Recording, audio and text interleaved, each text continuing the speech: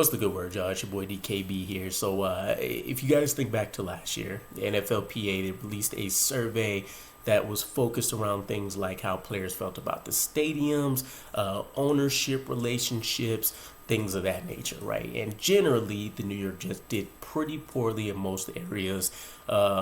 Hated the stadium, right? And I think the only category we really ranked highly in was something like family events and gatherings, where we did pretty well. Everything else, though, I think was pretty bad from what I recall. So the NFLPA, they're releasing another one, and this one's scheduled to come out in late February to early March, and that's just to help out playoff teams from having to deal with extra side talk for stuff that won't be relevant to them per se at that point in time, right?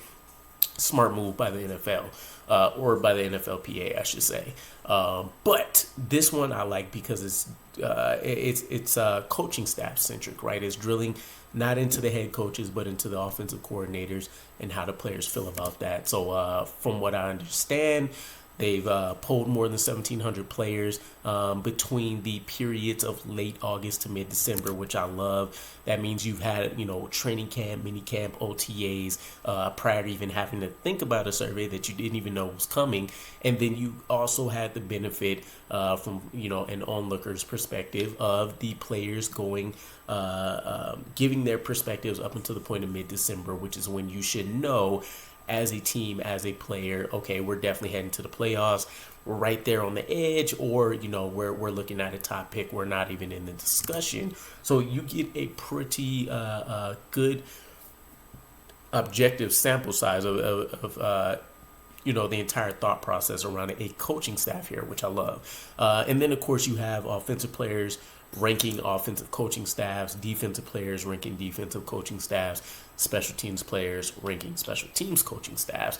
And so I like the concept, right? You don't just have a Garrett Wilson commenting on the Jets. You have a Garrett Wilson that may comment on the Jets, may give his thoughts on, the Bills, the Dolphins, the Texans, all these various teams that we may have played. And, I remember somebody commenting on one of the recent videos about, this being a player environment, not specific to the surveys, but just in general, where players are going to talk, right? This can either aid or hurt, free agency for a lot of teams, especially when you want to talk about coaching staffs and what pieces people have in place and stuff like that, right? And we've already kind of heard some iffy comments about like Garrett Wilson maybe being a little bit hesitant.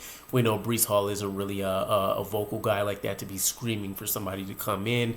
And then you have your Sauce Gardners and all that kind of stuff. But Aaron Rodgers is probably going to be the most vocal, right? And it's kind of expected here. But thinking back into kind of the late August to mid-December time frame and stuff, some of my initial thoughts about this coordinator survey was that you were going to see the teams at the top be the teams that generally had the highest ranked coaching staffs, right?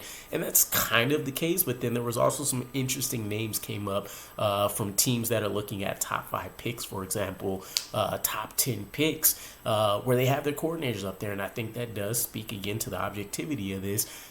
You can have situations where you have a team that's trash and it's not the coaching staff's fault, right?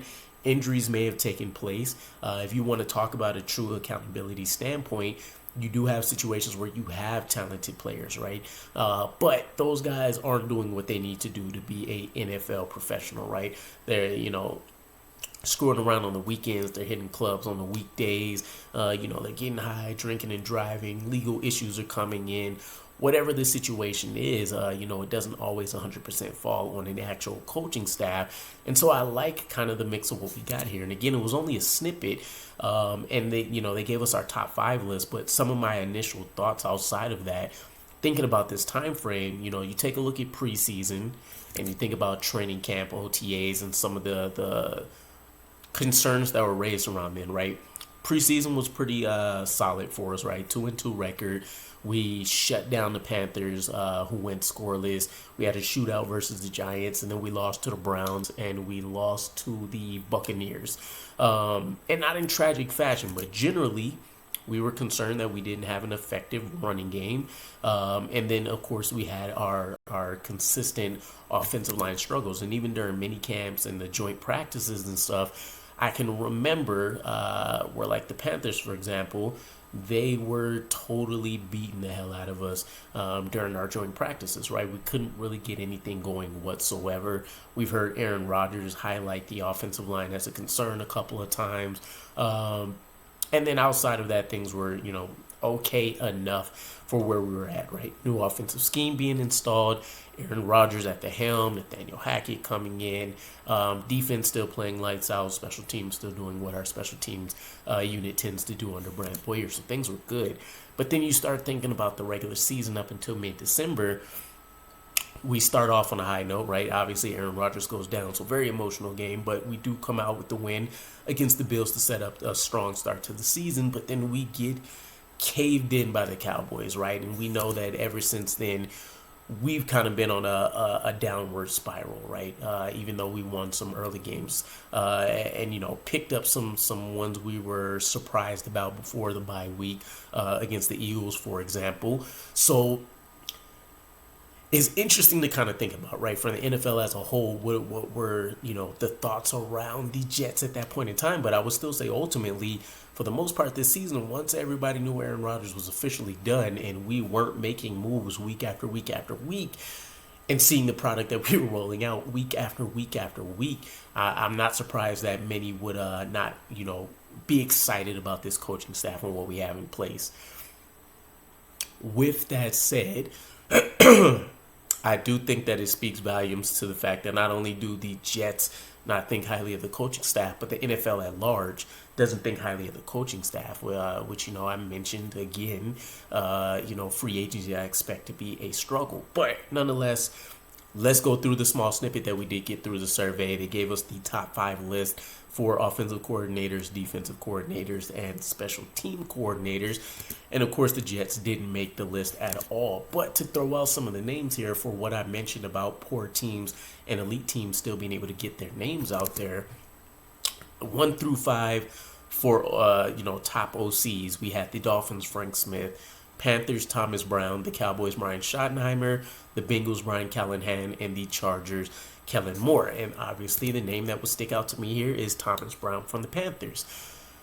A lot of excuses that you can make, whatever, but ultimately they dealt with a lot of injuries. They've dealt with a head coach that suffered the Nathaniel Hackett treatment and couldn't make it through his first year with the Panthers. And then you had, whatever ultimately occurred with guys like Ika Mekwanu, their quarterback of the future, and Bryce Young, et cetera, right? Talented defense over there. So, it makes me scratch my head a little bit for sure because, I've mentioned this in bits and pieces before. We haven't really heard – the defense has spoken highly of their staff, right? Nobody on the offense has really said anything overwhelmingly positive about what Nathaniel Hackett has done, what a guy like Rob Calabrese has done. The closest thing we can come to saying we have an acceptable coach is Ron Middleton, our tight end guy. But even he can't shine like he wants to because we keep having consistent quarterback issues. So, nonetheless, no surprises there. You take a look at the top 5 defensive guys. We have Lions, Aaron Glenn, 49ers, Steve Wilkes, the Cowboys, Dan Quinn, Vikings, Brian Flores, and the Rams, Raheem Morris. No surprises. Jeff Ulbrich is a guy that I really, I'm tending to love more and more after each season. But after I kind of sit on it and think a little bit, you can make an argument that he's objectively right around that top 10 range, right? Could be as low as maybe like 12, 13, could be as high as maybe like 7 or 8. And I would expect it to skyrocket, right, if we actually had an acceptable offense to pair with them. So that would be the argument in that he should be much higher on the list, in that he's had his defense performing like a top 5, top 10 unit with essentially no help whatsoever now for his entire tenure with the Jets. And then, of course, he was able to help turn around this unit tremendously after a very porous first year. So I do think he should be rated a lot higher, but he's arguably the coach that I would say is doing the best out of our offensive coordinators outside of Brant Boyer, who I have a special place in my heart for because he's been killing it, right, ever since we lost Westhoff. Brant Boyer stepped in. He's been absolutely crushing it, right? Surviving multiple coaching staffs, has our units generally looking like top 5 units. Although we do get the occasional blunder, like a punt return touchdown in the worst moments and stuff that kind of kills some of that credibility. But as far as special team coaches goes, we still don't have a guy there either, right? The Cowboys, John Fassel was one. The Panthers, Chris Tabor, which we know ultimately ended up becoming the interim head coach, was second. The Vikings, Matt Daniels, third. Lions, David Phipp, and then the Saints, Darren Rizzi is fourth. But again, between Jeff Ulbrich and Brant Boyer, I would expect these guys to be near the top of the coaching staff. But I wouldn't be surprised whatsoever if at best we're seeing these guys be average of the pack rated coordinators, which is pretty depressing, right?